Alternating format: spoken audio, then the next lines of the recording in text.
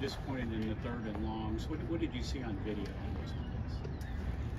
Yeah, they're just small execution errors, and kind of uncharacteristic of what we've been able to do.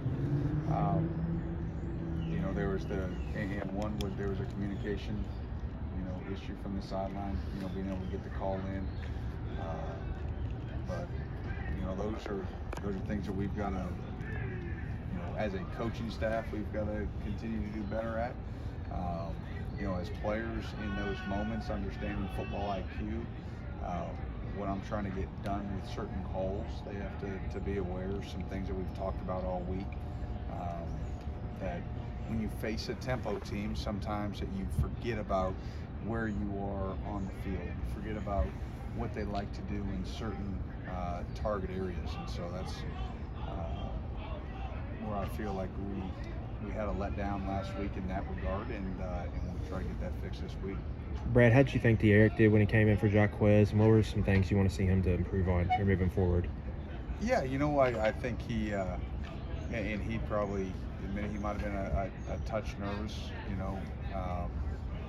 just coming in there in that environment.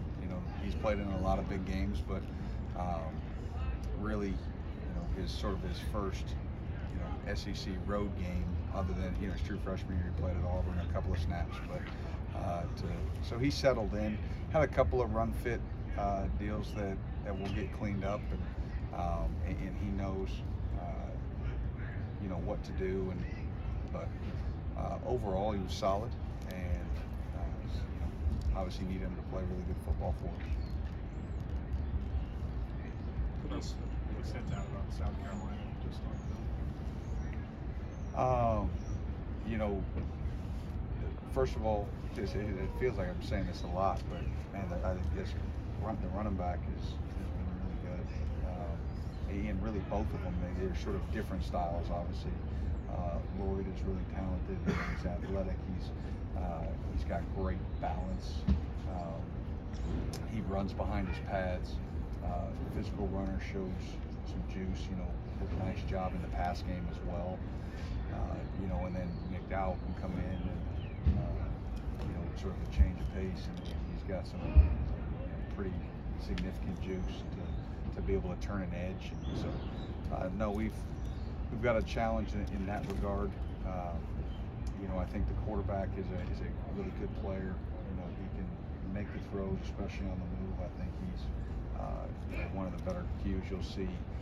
Once he moves out of the pocket and his arm talent to be able to throw on the run, has thrown some really pretty balls on the move. So we've got to do a good job there.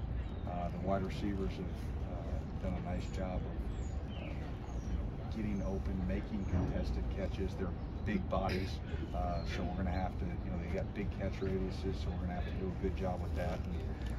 And they've got a good mix of tight ends, obviously. Zero's a dynamic player, so you got to understand what kind of mismatch he can create.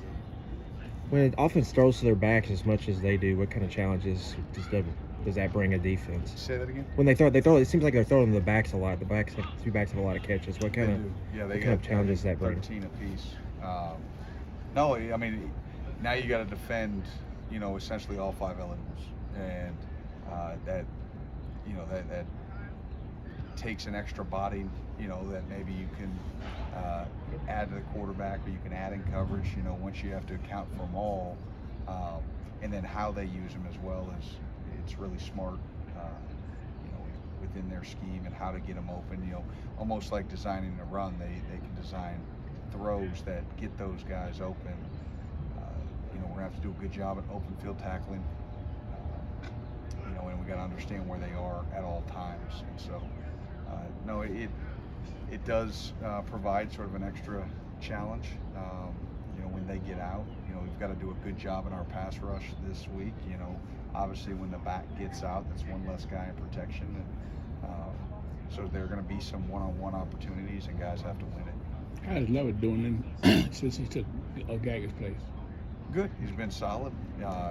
Obviously I thought that hit there to start the second drive, the first play of the second drive, when he came down and hit Judkins. I mean, that's a grown man tackle by a free safety coming downhill. You know, he's had some really nice plays. You know, fitting the box like that. You know, he did the same thing in NIU in short yardage a couple of times. He's still, you know, some of the instinctual things back there. You know, it comes with reps, and he'll get there. You know, obviously, we had, you know, a guy in Yusuf back there that had just thousands of reps. So sometimes you sort of take for granted that he's seen everything, and you know, when you start with a new guy, you know, he's got to just gain and bank those reps, and he is, and he's doing a nice job. And as long as he stays confident, you know, I'm confident in him. When you talk about guys who've seen things, when you have a more experienced defense, how different is that when you're in a game or at halftime and you're kind of adjusting on the fly? How different are experienced guys in terms of just being able to adapt? Yeah, I think that's, you know, one of those situations that, you know, I think we've talked about in the past, is when you're an old guy and you've got all those banked reps, that when you go to make an adjustment, they understand what you're trying to get done and why you're trying to get it done. You've got something to fall back on. You've got a memory bank, you know, to pull from. Young guys don't, so they just try to do what you're being told. So the more veteran players you have, you know, the more adjustments, you know, you can make. You know, not that you know, hopefully you don't need to make a whole bunch, you know, off your game plan, because you've banked all those reps in practice, but sometimes you have to, and a lot of it's dictated by what the offense wants to do. And so, no, having those veterans is a huge aspect of that. Yeah. And so, oh, go ahead. You have two really good second half performances on the road against SEC teams. What do you attribute that? What are the players doing that enable them to? They're staying poised. They're not letting things that happen early in the game rattle them. They're coming to the sideline. They know we need you know, if we've made some mistakes, let's get them corrected and play ball. So I was really proud of the guys. You know, after that first quarter, they could have really easily been rattled and shaken. You know, the environment down there was a really good environment. You know, obviously the crowd was in it after that long touchdown run, and so they could have let their confidence get shaken. They didn't. They stayed in it. They kept fighting. Obviously, Quez's interception was a big deal there at the end of the half to save points, and I think that built some more confidence. And then to get the 3 and out, you know, the first drive of the second half, and those things continue to compound and build. But it all stems from having poise.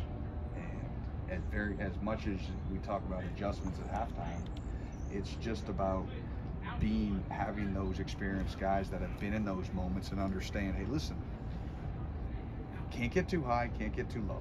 Just stay even keeled throughout the game. When the game's over, we can see how it all played out. But we've been in games, and you know, last year comes to mind that we've come out just scorching hot, like just on fire, and then you go into halftime and you come out, and then a few things happened, and you know, we did not play good second halves. You know, what we need to continue to do is put together, you know, full games, and that's something we're still working through. The defensive linemen, everything you're asking them to do doesn't necessarily show up on the stat sheet. So how do you feel like that group is playing?